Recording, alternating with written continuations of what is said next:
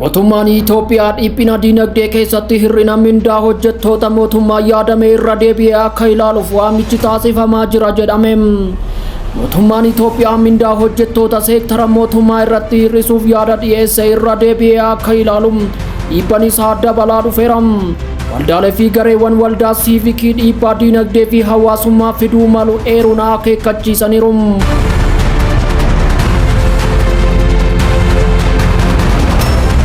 Kaabineen ministeera muummee Dr. Abiy Ahimad lammiileen biyya alaa qabeenya hin sochoone akka horatan ayyamuuf wixinee seeraa qophaa'e irratti mari'achuun raggaasisuun dhagahameera.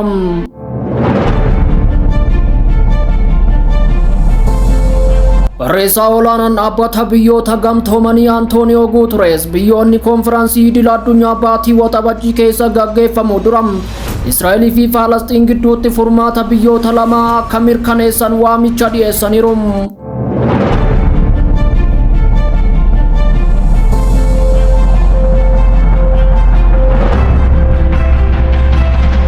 Mootummaan Itoophiyaa dhiphina dinagdee keessatti hir'ina mindaa hojjettoota mootummaa yaadame irra deebi'ee akka ilaaluuf waamichi taasifamaa jira jedhame. Mootummaan Itoophiyaa mindaa hojjettoota seektara mootummaa irratti hir'isuuf yaada dhiyeesse irra deebi'ee akka ilaalu dhiibbaan isaa dabalaa dhufeera. Waldaalee fi gareewwan waldaalee siivikii dhiibbaa dinagdee fi hawaasummaa fiduu malu eeruun akeekkachiisaniiru. Yaadni kun ministeera maallaqaatiin eebila bara 2025 kan dhiyaate yoo ta'u, hanqina maallaqaa biyyattii guddachaa jiru furuuf tarkaanfiiwwan qusannaa bal'aa taasisuuf mindaa damee mootummaa haga parsantaa 15 hir'isuuf kan akeekadha. Ministeerri maallaqaa Ahimad Shidee akka ibsanitti ciccitiinsi kun dinagdee tasgabbeessuu fi dirqama liqaa idil addunyaa guutuuf barbaachisaa ta'uu himaniiru. Yaa ta'u malee konfedereeshiniin waldaalee hojjettoota Itoophiyaa karoora kana cimsee mormuun hojjettoota galii gadi aanaa fi giddu galeessaa qaban kanneen duraanuu qaala'insa jireenyaa olaanaa fi baasii jireenyaa dabalaa jiru rakkachaa jiran haala wal madaaluu hin dandeenye ni miidha jechuun falmeera. Yeroo kanatti hir'ina mindaa hojiirra oolchuun hiyyummaa hammeessuu fi haamilee hojjettoota mootummaas ni miidha jedhaniiru. Dhaabbileen hawaasaa siivikii yaadannoo kana kaasan akka jedhanitti dhiibbaa tajaajiloota barbaachisoo ta'an irratti dhufuu danda'u ibsuun hojjettoonni hojii filannoo biraa barbaadu yookiin kaka'umsi isaanii hir'achuun waan danda'uuf mindaan hir'achuun qulqullina tajaajila mootummaa gadi buusuu danda'a jechuun ibsi fooramii hawaasaa siivilii Itoophiyaa akeekkachiiseera.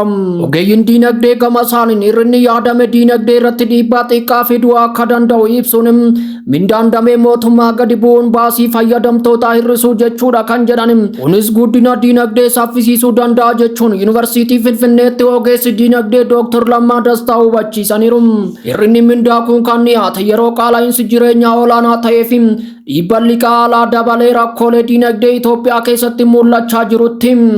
Mootummaan dinagdee tasgabbeessuuf haroomsa adda addaa hojiirra oolchaa kan ture yoo ta'u, tarkaanfiiwwan kunneen dhiibbaa hawaasummaa qabaniin qeeqa guddaa kaasaniiru.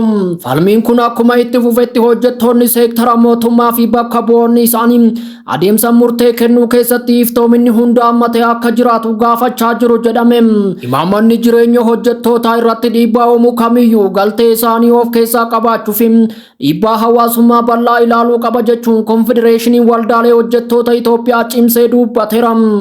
Mootummaan torbeewwan dhufan keessatti waldaalee hojii gamtaa fi qooda fudhattoota biroo waliin mari'achuun akkasumas yaaddoowwan kana furuuf furmaata filannoo qorata jedhamee eegama.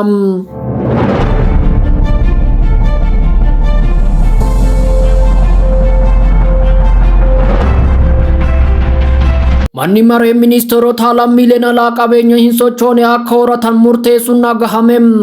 Manni maree ministeerota Itoophiyaa oolmaa guyyaa har'aa oolan dhimmoota irratti mari'atee murteesse keessaa tokko kan ta'e mirga qabeenya horachuu lammiilee biyya alaa dhorkamee ture wajjin wal qabata jedhameera. Kaabineen ministeera muummee Dr. Abiy Ahimad lammiileen biyya alaa qabeenya hin sochoone akka horatan ayyamuuf wixinee seeraa qophaa'e irratti mari'achuun raggaasisaniiru. Waajjirri ministeera muummee gabaasa baaseen wixineen raggee kun lammiileen alaa lafa argachuun misoomsuun isaanii investimentii jajjabeessa jedheera. Akkasumas misooma damee manneen jireenyaa ni dabala jedhe.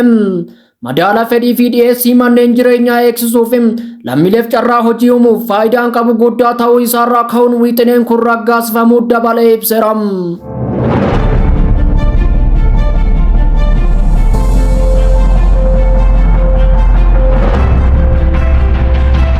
Barreessaa olaanaan dhaabbata biyyoota gamtoomanii Antooniyoo Guuterees biyyoonni koonfiraansii idil addunyaa baatii waxabajjii keessa gaggeeffamu dura Israa'elii fi Falastiin gidduutti furmaata waaraa biyyoota lamaa akka mirkaneessan waamicha guddaa dhiyeessaniiru. Guuterees walgahii mana maree nageenya baha giddu galeessaa gaggeeffame irratti biyyoonni miseensa ta'an tarkaanfiiwwan furmaata biyyoota lamaa deeggaruun waraana irraa duubatti deebisuuf gahee isaanii akka ba'an gaafachuu isaanii BBC'n gabaaseera.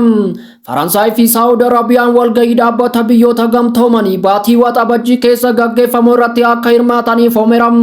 Ministeerri dhimma alaa Faransaay Baarot Shimaa dhimma Falastiin irratti ejjennoo ifa ta'e qabaachuu qabna jedhanii Falastiiniif beekamtii kennuu fi tarkaanfii biyyoonni lamaan nagaan waliin jiraatan uumuu danda'u fudhachuun dirqama ta'uu qaba jedheera.